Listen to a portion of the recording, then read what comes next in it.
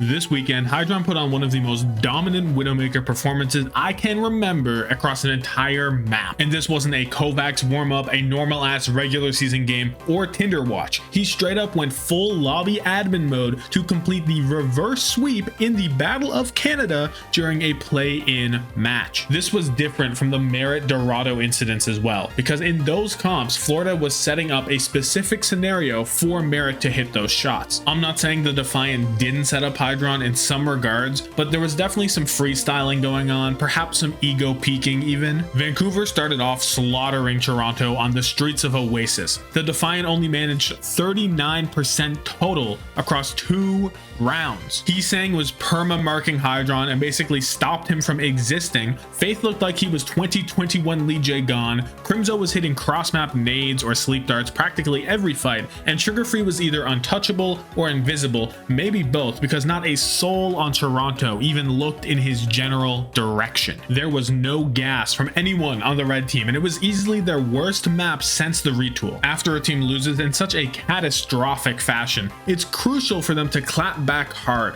or they'll dig themselves into an impossible hole. So on Numbani, Kaluj got to lock his trusty Sigma, and Toronto basically cheesed first point by sending Hydron late through the bottom to pick off Heesang. Vancouver didn't recognize that Hydron was just AFK and didn't push onto the Sigma core fast enough, so instead of bulldozing over top of them, they got hypersphered into the next dimension. By capping first faster than a Mercy player jumping to defend their queen, the Defiant were able to brute force the rest of the map and cap just before overtime. Vancouver, on the other hand, were able to sweep first and second without any dishonest Freddy Fazbear jump scares and capped with a healthy amount of time. Unfortunately for Toronto, they ran out of cheese and once again had no gas as they got run down like they should have on their first attempt. At this point in the series, I was praying for a decent Majet ult or a Hydron flank to be successful by any metric, only to be met with standard Toronto choking. Now the series is going to Saravasa, and it looks trued over for the team that refuses to run Lucio in any capacity. But somehow, something changes. Hydron stops getting completely shut down by Heesang, while UV and Majed remember they're playing Overwatch 2, and that supports need to actually participate in the game to be useful. Vancouver wasn't playing poorly either. The whole squad was doing well. It's just that Toronto woke up and adapted to Vancouver's pretty simple playstyle of ult rotations and marking Hydron. It also helps that Spectra, who was almost non-existent until this point, found solid success on Torbjorn and kept Lenny on his toes without actually looking at him,